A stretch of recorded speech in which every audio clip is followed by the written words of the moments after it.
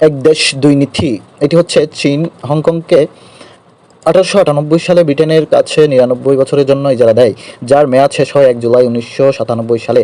তখন থেকে এই দেশটি চীনের একটি বিশেষ স্বায়ত্তশাসিত অঞ্চল, হংকং ফ্রি ফোর্ট হিসেবেও পরিচিত। হংকংকে কেন্দ্র করে চীনের দ্বৈত অর্থনৈতিক ধারণার উদ্ভব। এখানে মূলত এক দেশ দুই নীতি চালু থাকবে ২০৪৭ সাল পর্যন্ত।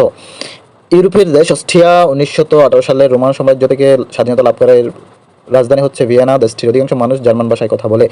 রাজীব গান্ধী হত্যা। ভারতের সপ্তম প্রধানমন্ত্রী রাজীব গান্ধী ১৯৯১ সালে ২১শে মে তামিলনাড়ুর এক নির্বাচনী জনসভায় আত্মঘাতী বোমার বিস্ফোরণে নিহত হন। রাজীব গান্ধীর হত্যাকারী নারী তেনমুঝি রাজারত্নম শ্রীলঙ্কা ভিত্তিক লিবারেশন টাইগার্স অফ তামিল এবং বা ইলাটিটির সদস্য ছিলেন।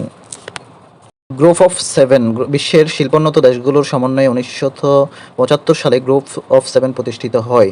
সংস্থাটির সদর দপ্তর নেই। সংস্থাটির সদস্য দেশগুলো হচ্ছে যুক্তরাষ্ট্র, যুক্তরাজ্য, ফ্রান্স, ইতালি, কানাডা, জাপান এবং জার্মানি। এগুলো হচ্ছে বিশ্বের শিল্পোন্নত দেশের জোট।